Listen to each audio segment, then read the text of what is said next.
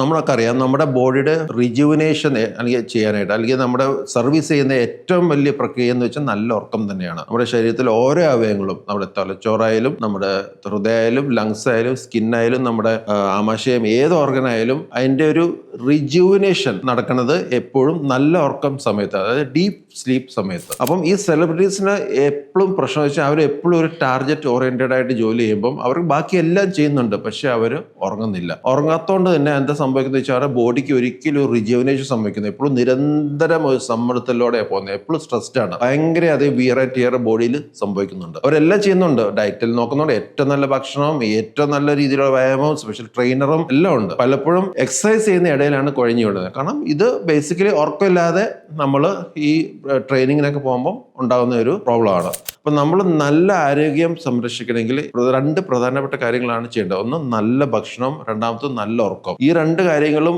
ഉറപ്പിച്ചിട്ടേ നമ്മൾ വ്യായാമം ചെയ്യാൻ പാടുള്ളൂ. കാരണം ഇത് രണ്ടും ഇല്ലാതെ നമ്മൾ എക്സസൈസ് ചെയ്ത് കഴിഞ്ഞാൽ അത് ബോഡിക്ക് നെഗറ്റീവ് എഫക്റ്റ് ഉണ്ടാക്കത്തുള്ളൂ. പല സെലിബ്രിറ്റീസും 1 മണി 2 മണി വരെയൊക്കെ ജോലി ചെയ്യും, എന്നിട്ട് കുറച്ച് നേരത്തേക്ക് ഒന്ന് ഉറങ്ങിയിട്ട് രാവിലെ ചാടി എഴുന്നേറ്റ് 4 മണി തൊട്ടിരുന്ന് ജിമ്മിലേക്ക് പോകും. അത് സെലിബ്രിറ്റീസ് മാത്രമല്ല, പല കമ്പനീസിന്റെ ടോപ്പ് എക്സിക്യൂട്ടീവ്സ് ആയാലും ഉന്നതങ്ങളിലിരിക്കുന്ന പല ആൾക്കാരാണെങ്കിലും ഈ ഒരു രീതിയാണ്. അവർ ഉറക്കം കോംപ്രമൈസ് ചെയ്താണ് അവർ ബാക്കി കാര്യങ്ങളൊക്കെ ചെയ്യുന്നത്. അതുകൊണ്ട് തന്നെ അവർ ചെയ്യുന്നതിൻ്റെ എല്ലാ കാര്യത്തിൻ്റെയും എഫക്റ്റ് നെഗറ്റീവ് ആവുക. അതായത് നല്ല ഉറക്കം ഇല്ലാത്തതുകൊണ്ട് തന്നെ അവരുടെ ബോഡിക്ക് ഒരിക്കലും റിജുവിനേഷൻ സംഭവിക്കുന്നില്ല. അതുകൊണ്ട് തന്നെ അവർ ഒരു സ്റ്റേജ് എത്തുമ്പോഴേക്കും അവരുടെ ബോഡി ഓട്ടോമാറ്റിക്കലി ഒരു ഷട്ട് ഡൗണിലേക്ക് പോകും. അപ്പം നമ്മൾ ശ്രദ്ധിക്കേണ്ട ഒരു കാര്യം എന്ന് വെച്ച് കഴിഞ്ഞാൽ നല്ല രീതിയിലുള്ള ഭക്ഷണവും വെള്ളവും പിന്നെ നല്ല ഉറക്കവും, ഈ രണ്ട് കാര്യങ്ങളും ശ്രദ്ധിച്ചിട്ട് മാത്രമേ നമ്മൾ ബാക്കിയുള്ള ആരോഗ്യശീലങ്ങൾ, അതായത് വ്യായാമമായാലും ശരി, മെഡിറ്റേഷൻ ആയാലും ശരി, എന്ത് ആരോഗ്യശീലമായാലും പ്രാക്ടീസ് ചെയ്യുമ്പം ഈ രണ്ട് കാര്യങ്ങൾ ഉറപ്പിച്ച ശേഷം മാത്രമേ നമ്മൾ ബാക്കിയുള്ള ആരോഗ്യശീലങ്ങളിലേക്ക് നമ്മൾ ശ്രദ്ധിക്കാൻ